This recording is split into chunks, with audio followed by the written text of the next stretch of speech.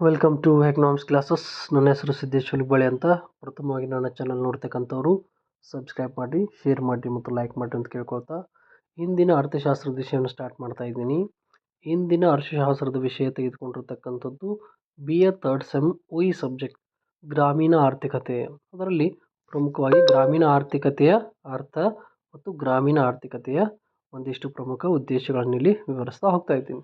ಅದರಲ್ಲಿ ಪ್ರಥಮವಾಗಿ ನಾವು ತೆಗೆದುಕೊಂಡ್ರೆ ಗ್ರಾಮೀಣ ಆರ್ಥಿಕತೆಯ ಅರ್ಥ ಅಂದರೆ ಗ್ರಾಮೀಣ ಆರ್ಥಿಕತೆ ಅಂದರೆ ಏನು ಅಂತ ತಿಳಿದುಕೊಳ್ಳೋದು ಬಹಳ ಮುಖ್ಯ. ಇಲ್ಲಿ ಗ್ರಾಮೀಣ ಪ್ರದೇಶಗಳಲ್ಲಿ ನಡೆಯುವ ಉತ್ಪಾದನೆ ಆಗಲಿ, ವಿತರಣೆ ಆಗಲಿ, ವಿನಿಮಯ ಮತ್ತು ಉಪಯೋಗಕ್ಕೆ ಸಂಬಂಧಿಸಿದ ಸಮಸ್ತ ಆರ್ಥಿಕ ಚಟುವಟಿಕೆಗಳನ್ನು ನಾವೇನಂತ ಕರಿತೀವಿ, ಇಲ್ಲಿ ಗ್ರಾಮೀಣ ಆರ್ಥಿಕತೆ ಅಂತ ಕರಿತೀವಿ. ಅಂದರೆ ಇದರಲ್ಲಿ ಪ್ರಮುಖವಾಗಿ ಕೃಷಿ ಆಗಿರಲಿ, ಪಶುಸಂಗೋಪನೆ ಆಗಲಿ, ಹಸ್ತಶಿಲ್ಪ, ಗ್ರಾಮೋದ್ಯಮಗಳಾಗಲಿ, ಗ್ರಾಮೀಣ ಮಾರುಕಟ್ಟೆ, ಸ್ವಯಂ ಉದ್ಯೋಗ ಮತ್ತು ಸಣ್ಣ ಕೈಗಾರಿಕೆಗಳು ಕೂಡ ಸೇರಿರ್ತಾವ ಅಂತ ಹೇಳ್ಬೋದು. ಇವು ಪ್ರಮುಖವಾಗಿರ್ತಕ್ಕಂಥವು.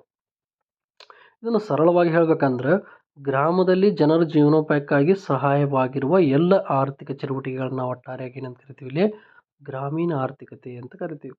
ಅಂದರೆ ಸರಳವಾಗಿ ಹೇಳ್ಬೇಕಂದ್ರೆ ಈಗಾಗಲೇ ಹೇಳಿದೆ ನಾನು, ಗ್ರಾಮದಲ್ಲಿ ಜನರ ಜೀವನೋಪಾಯಕ್ಕೆ ಏನೇನು ಸಹಾಯಕವಾಗಿ ಬೇಕಾಗ್ತವೆ ಚಟುವಟಿಕೆ ಈಗಾಗಲೇ ಹೇಳಿದೆ.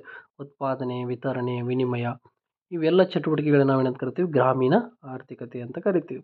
ಗ್ರಾಮೀಣ ಆರ್ಥಿಕತೆಯಲ್ಲಿ ತೆಗೆದುಕೊಂಡ ಒಂದಿಷ್ಟು ಪ್ರಮುಖ ಉದ್ದೇಶಗಳು ಬರ್ತಾವೆ. ಒಂದನೇದು ಬರತಕ್ಕಂಥದ್ದು ಏನು, ಸ್ವಾವಲಂಬನೆಯ ಸಾಧನೆ. ಅಂದರೆ ಗ್ರಾಮೀಣ ಆರ್ಥಿಕತೆ ಕೂಡ ಏನಾಗ್ತದೆ, ತನ್ನದೇ ಆದ ಮತ್ತು ವಿಶಿಷ್ಟವೆನಿಸಿರುವ ಒಂದು ಸೊಗಡನ್ನು ಹೊಂದಿರ್ತದೆ.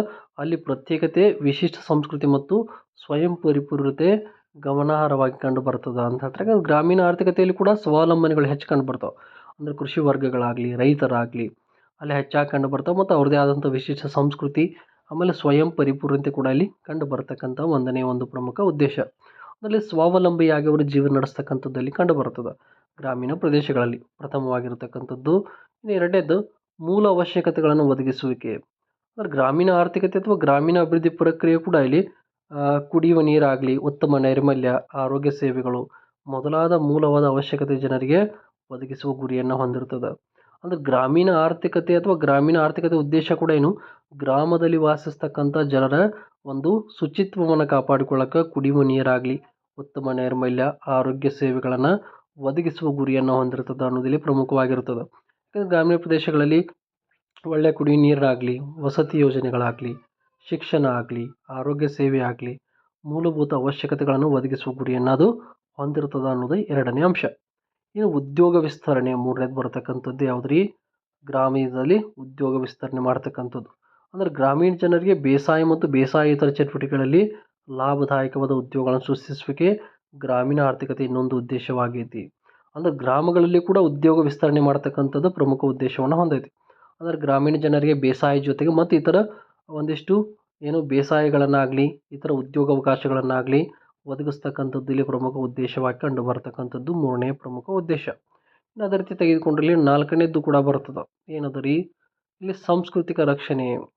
ಅಂದ್ರೆ ಸಾಂಸ್ಕೃತಿಕ ಸಂರಕ್ಷಣೆ ಅಂದ್ರೆ ನಗರ ಜೀವನದ ಭರಾಟೆಯಲ್ಲಿ ಮತ್ತು ಪ್ರದರ್ಶನ ಪರಿಣಾಮದಿಂದ ಗ್ರಾಮೀಣ ಆರ್ಥಿಕತೆಯು ತನ್ನ ವಿಶಿಷ್ಟ ಗುಣವನ್ನು ಕಳೆದುಕೊಳ್ಳಬಾರದೆಂದು ವಿಶಿಷ್ಟ ಸಂಸ್ಕೃತಿಯನ್ನು ಸಂರಕ್ಷಿಸುವುದು ಗ್ರಾಮೀಣ ಆರ್ಥಿಕತೆಯ ಮುಖ್ಯ ಒಂದು ಉದ್ದೇಶ ಅಂತ ಹೇಳ್ತಾರೆ. ಯಾಕಂದ್ರೆ ಈಗ ಗ್ರಾಮೀಣ ಪ್ರದೇಶಗಳಲ್ಲಾಗಲಿ ಅಥವಾ ಗ್ರಾಮೀಣ ಹಳ್ಳಿಗಳಲ್ಲಾಗಲಿ ತನ್ನ ಒಂದು ಏನು ಜೀವನ ಶೈಲಿ ಆಗಲಿ, ಅಲ್ಲಿರ್ತಕ್ಕಂಥ ಒಂದಿಷ್ಟು ಸಂಸ್ಕೃತಿ ಆಗಲಿ ಕಳೆದುಕೊಳ್ಳಾಗ್ತೈತೆ. ಯಾಕಂದ್ರೆ ನಾವೆಲ್ಲ ಏನಾಗ್ತಿದ್ವಿ, ನಗರ ಪ್ರದೇಶಗಳಿಗೆ ಮಾರು ಹೋಗ್ತಾ ಇದ್ವಿ.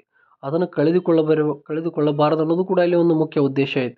ಅಂದರೆ ಗ್ರಾಮೀಣದ ಆರ್ಥಿಕತೆಯಲ್ಲಿ ಕೂಡ ಒಂದು ನಗರ ಜೀವನದ ಭರಾಟೆಯನ್ನು ತಪ್ಪಿಸುವುದ್ರ ಮೂಲಕ ಮತ್ತು ನಗರದ ಒಂದು ಪ್ರದರ್ಶನ ಜೀವನದ ಬದಲಾಗಿ ಗ್ರಾಮೀಣ ಆರ್ಥಿಕತೆ ತನ್ನ ವಿಶಿಷ್ಟ ಗುಣವನ್ನು ಕಳೆದುಕೊಳ್ಳಬಾರದು ಅನ್ನೋದು ಕೂಡ ಅದರದ್ದೊಂದು ಪ್ರಮುಖ ಉದ್ದೇಶ.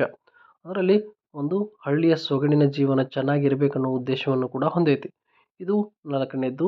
ಇನ್ನು ಇತರ ವಲಯಗಳ ಅಭಿವೃದ್ಧಿ ಅಂದರೆ ಇನ್ನೂ ಅಭಿವೃದ್ಧಿ ದೇಶಗಳಲ್ಲಿ ಕೂಡ ಬಹುಸಂಖ್ಯೆಯ ಜನರು ಗ್ರಾಮೀಣ ಪ್ರದೇಶಗಳು ವಾಸಿಸ್ತಾರೆ.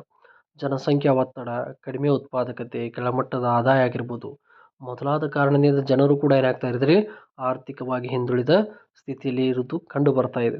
ಗ್ರಾಮೀಣ ಪ್ರದೇಶಗಳಲ್ಲಿ ಮತ್ತು ಗ್ರಾಮದ ಜನರ ಹಿಂದುಳಿಯುವಿಕೆ ಅರ್ಥವ್ಯವಸ್ಥೆ ಇತರ ವಲಯಗಳ ಅಭಿವೃದ್ಧಿಗೆ ಕೂಡ ಅಡಚಣೆಯನ್ನು ಒಡ್ಡಾಕತ್ತೈತಿ ಅಂತ ಹೇಳ್ತಾರೆ. ಯಾಕಂದ್ರೆ ಇನ್ನೂ ಕೂಡ ಅಭಿವೃದ್ಧಿ ದೇಶಗಳಲ್ಲಿ ಕೂಡ ಬಹುಸಂಖ್ಯೆ ಜನರು ಕೂಡ ಗ್ರಾಮೀಣ ಪ್ರದೇಶಗಳಲ್ಲಿ ವಾಸಿಸ್ತಿರೋದು ಕಂಡು ಬರ್ತದೆ.